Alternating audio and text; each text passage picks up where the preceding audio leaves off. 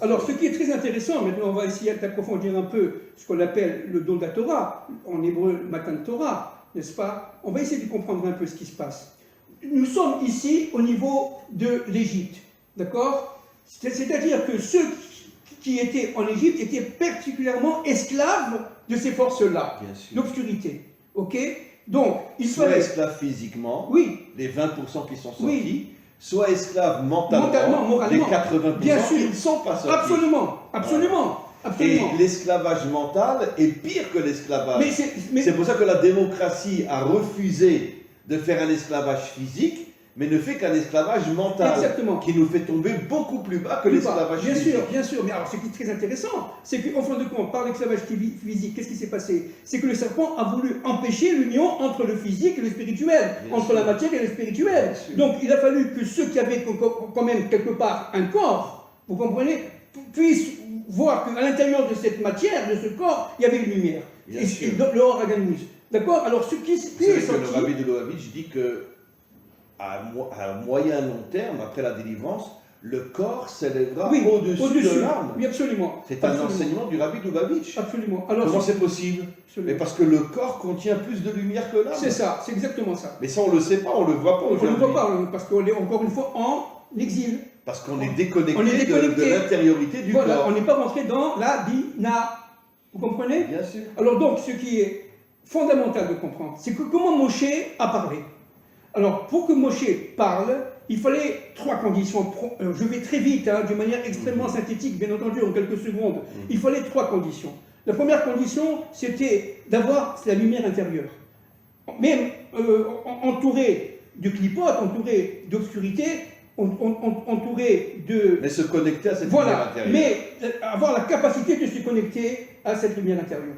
La deuxième condition fondamentale... D'ailleurs, il est dit clairement que quand Moshe est né, la pièce s'est remplie de lumière. Oui, absolument. Pour nous montrer qu'il arrivait, lui, à se connecter à cette lumière cachée à l'intérieur de la matière. C'est exactement ça. Donc, la deuxième condition fondamentale, c'était donc de sortir physiquement d'Égypte. Bon, on a dit la semaine dernière le 10 Nissan, c'est-à-dire détruire le C, c'est-à-dire l'agneau, Pascal, le dieu de l'Égypte, etc., un des dieux de l'Égypte, et sortir jusqu'à l'ouverture de la mer le 7e jour.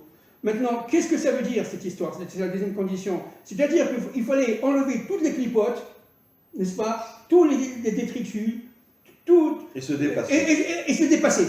Et arriver à se dépasser pour arriver à atteindre la bina. En vérité, on est dans une prison. Voilà. Qui nous empêche de nous dépasser. Exactement. Vous savez ce que disait le Rav Weinstein, il disait le problème, c'est qu'on a un cerveau. Et le cerveau, il est entouré du crâne. Le crâne empêche le cerveau de faire sa fonction. Bien sûr. Donc il faut quelque part ouvrir le crâne pour pouvoir. Mais même l'âme est prisonnière à l'intérieur du corps. Exactement. D'une certaine manière. Exactement. Ça veut dire que finalement, Dieu a créé l'homme dans une prison. Absolument. Pourquoi? Pour lui donner la capacité de sortir de cette prison. C'est exactement ça. C'est ça l'Égypte. C'est ça Mitzraïm, le monde des limites. Exactement. Alors comment Moshe a parlé? La troisième condition, c'est pour être en position d'écoute. Alors pour être en position d'écoute, n'est-ce pas, il faut que l'individu, comme le clan, forme l'unité. C'est-à-dire que chaque individu... Le clan, c'est-à-dire le peuple. Le peuple, il faut que l'individu ait fait l'unité en lui, entre son extériorité et son intériorité, et au même moment, le clan, c'est-à-dire le peuple, n'est-ce pas, l'assemblée, n'est-ce pas, puisse faire là aussi l'unité. C'est-à-dire qu'en fin de compte, Moshe avait cette capacité de parler au peuple, à l'assemblée, et chacun était capable de comprendre pour lui-même le message.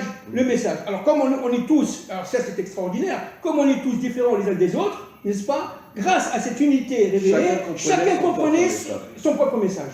Ça c'était la force de Moshe. C'était ça la force de Moshe. De donner un enseignement dans lequel se trouvait le message concernant chaque individu.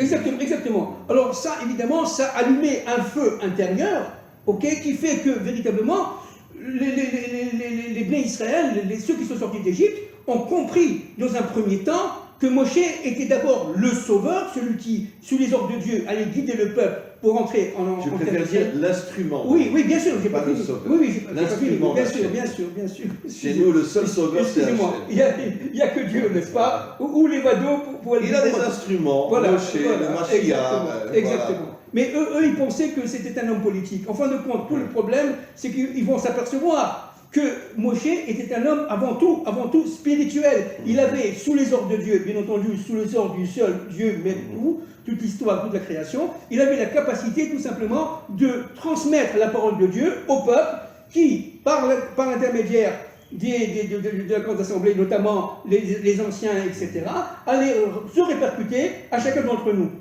Et chacun avait, en fonction de cette parole, la capacité de pénétrer quoi? Maintenant, vous comprenez? Son intériorité. Son intériorité, ça veut dire les premières tables.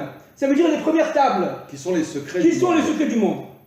C'est-à-dire que chacun a compris des choses extraordinaires, mais qui rentrent dans le Hémet. Waouh, une lumière incroyable. Mais voilà pourquoi je me suis marié avec cette femme. Mais voilà pourquoi j'ai cet enfant. Mais voilà pourquoi j'ai appelé mon enfant.